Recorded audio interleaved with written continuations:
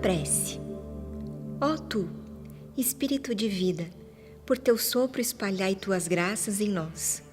Tomai nossas mãos e nos elevai. Richard Baxter, 17º grau.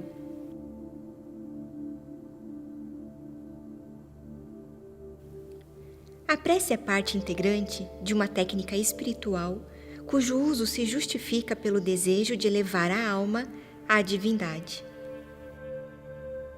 Se o estado de oração é um conjunto de fórmulas orais ou mentais, é possível aplicá-lo à lei do triângulo, conhecida pelos Rosacruzes. A prece pode ser definida em 3 pontos, sendo o primeiro o desejo manifesto pela e na intenção.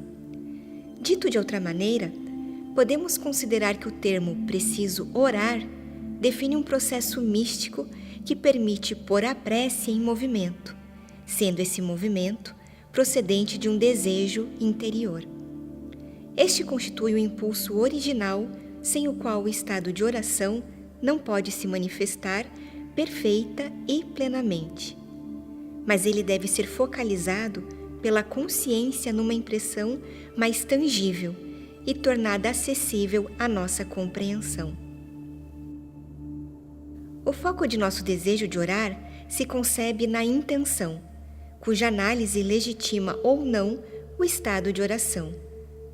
Esta intenção deve ser tão pura quanto possível, a fim de conferir à prece uma expressão realmente intensa e verdadeiramente solene. Ela deve também ter por base a sinceridade e a simplicidade. Desta maneira, o desejo legítimo de orar constitui o impulso necessário ao movimento de uma prece desejada e pensada. Nisto, a afirmação que diz que o desejo de orar já é por si uma prece tem perfeito fundamento. O segundo ponto deste triângulo da prece é o ato.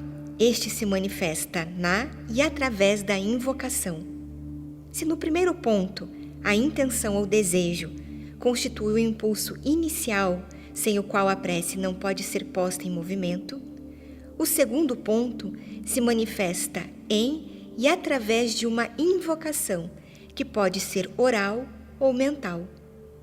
Se a intenção estimula o ser em uma direção determinada, podemos considerar que a invocação, em seu conteúdo semântico e em sua forma, reflete e justifica esta mesma direção.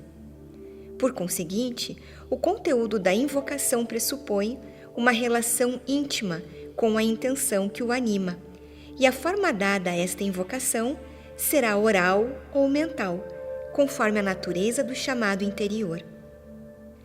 Há preces cujo conteúdo parece exprimir mais particularmente o reconhecimento, a confissão ou a intercessão. Na prece de reconhecimento, saudamos a majestade do divino e exprimimos nossa gratidão pelas venturas recebidas. A confissão se manifesta geralmente numa contrição que trata de declarar à divindade o arrependimento por havê-la ofendido por uma violação de certos ideais morais.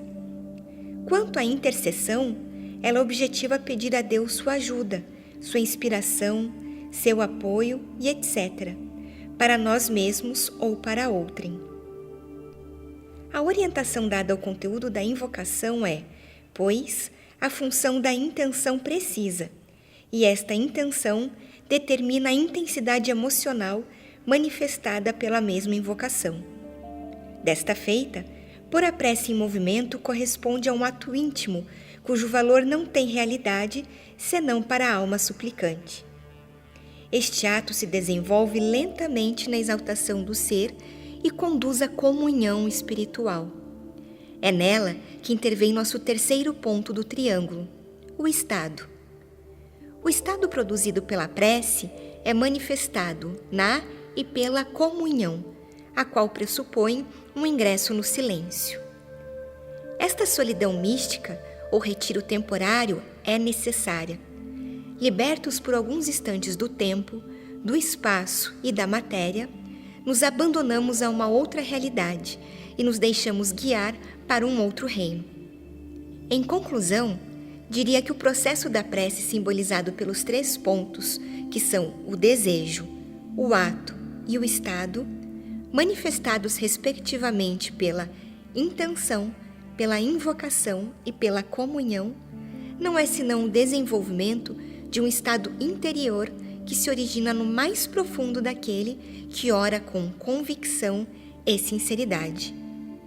Gostaria de finalizar com 3 preces que refletem aspectos deste processo: o reconhecimento, a confissão e a intercessão. A primeira é de Santo Agostinho. Ela exprime a gratidão. Senhor, quando vejo minha própria vida, parece-me que Tu me conduziste tão atenciosa eternamente que não tiveste como te ocupar de outra pessoa.